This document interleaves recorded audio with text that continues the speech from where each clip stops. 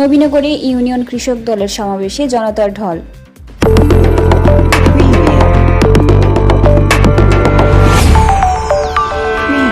Nurnagar news, সময়ের সাথে সত্যের পথে। বাংলাদেশের সংখ্যাগরিষ্ঠ কৃষক জনগোষ্ঠীকে সংগঠিত করার লক্ষ্যে সারা দেশে 3 মাস ব্যাপী ইউনিয়ন পর্যায়ে কৃষক সমাবেশের অংশ হিসেবে ব্রাহ্মণবাড়িয়ার নবীনগর উপজেলার নবীনগর পশ্চিম ইউনিয়ন কৃষক দলের উদ্যোগে কৃষক সমাবেশ অনুষ্ঠিত হয়েছে। মঙ্গলবার 21শে জানুয়ারি বিকেলে সাতগাঁও আদর্শ উচ্চ বিদ্যালয় মাঠ প্রাঙ্গণে এই কৃষক সমাবেশটি অনুষ্ঠিত হয়।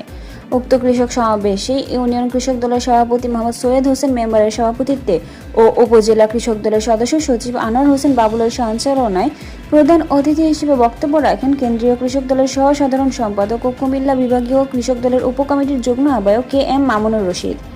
প্রধান বক্তা হিসেবে বক্তব্য রাখেন কুমিল্লা বিভাগীয় সাংগঠনিক সম্পাদক এনায়েতুল্লাহ খোকন।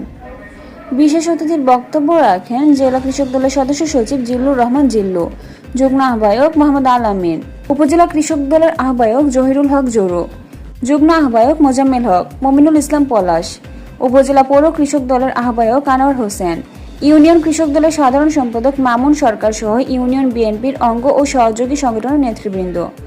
প্রধান অতিথি তার বক্তব্যে বলেন, গত 17 বছরে ফ্যাসিবাদী হাসিনা সরকার কৃষকদের সার বীজ লুট করেছে, কৃষকদের ফসল লুট করেছে। কৃষকদের ন্যায্য ফসল যখন বাজারে পাইকারদের কাছে বিক্রি করতে গেছে কৃষকদের জিম্মি করে রেখেছিলেন।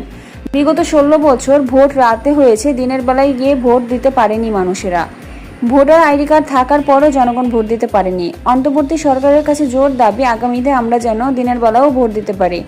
আমাদের তারেক রহমান সাহেব বলেছেন, ধানের শীষ মার্কায় ভোট দিয়ে যদি আপনারা ক্ষমতায় নিয়ে আসেন তাহলে এই দেশের কৃষকদের জন্য উনি কিছু পদক্ষেপ হাতে নিয়েছেন। তিনি আরও বলেন, আগামীতে যেন আপনাদের প্রত্যক্ষ ভোটের মাধ্যমে দেশ নায়ক তারেক রহমান ক্ষমতায় আসে, আপনাদের যে দাবিগুলো রয়েছে সব দাবি পূরণ করা হবে ইনশাল্লাহ।